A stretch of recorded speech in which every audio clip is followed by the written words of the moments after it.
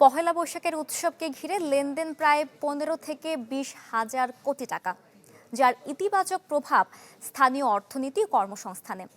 পহেলা বৈশাখ এখন শুধু বাঙালির প্রাণের উৎসব নয়, বরং তা দেশের অর্থনীতির এক শক্তিশালী চালিকা শক্তি। ঢালাইয়ের সেরা প্রিমিয়ার সিমেন্ট।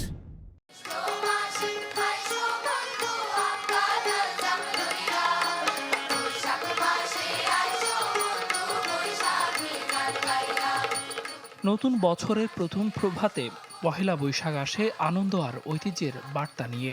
সেই সঙ্গে এই উৎসবের রঙে রঙিন হয়ে ওঠে দেশের অর্থনীতি। রাজধানী থেকে গ্রাম সবখানেই জমে ওঠে বৈশাখী মেলা, পোশাক, হস্তশিল্প ও খাবারের বর্ণিল আয়োজন।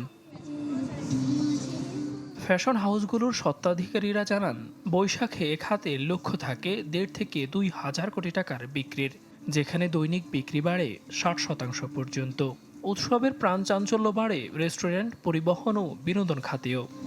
রিসোর্ট গুলো আছে বাইরে, কিংবা কুয়াকাটা কিংবা কক্সবাজার, সেখানেও মানুষ এই উপলক্ষে যায়, কারণ এই সময় একটা ছুটি থাকে।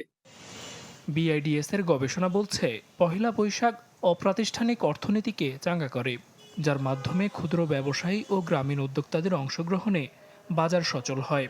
এই উৎসবকে ঘিরে প্রায় 15 থেকে 20 হাজার কোটি টাকার লেনদেন হয়, যার ইতিবাচক প্রভাব পড়ে স্থানীয় অর্থনীতি ও কর্মসংস্থানে। মনে করি গ্রামীণ অর্থনীতিতে এই বৈশাখের উৎসব, পয়লা বৈশাখের উৎসব অবশ্যই একটি নতুন মাত্রায় অর্থনীতিকে আহ উজ্জীবিত করে, চাঞ্চল্য এনে দেয়। পহেলা বৈশাখ এখন শুধু বাঙালির প্রাণের উৎসব নয়, এটি দেশের অর্থনৈতিকও এক শক্তিশালী চালিকা শক্তি, যেখানে হাত ধরাধরি করে এগিয়ে চলে ঐতিহ্য আর অর্থনীতি। দেলোয়ার দোলন, চ্যানেল 24, ঢাকা।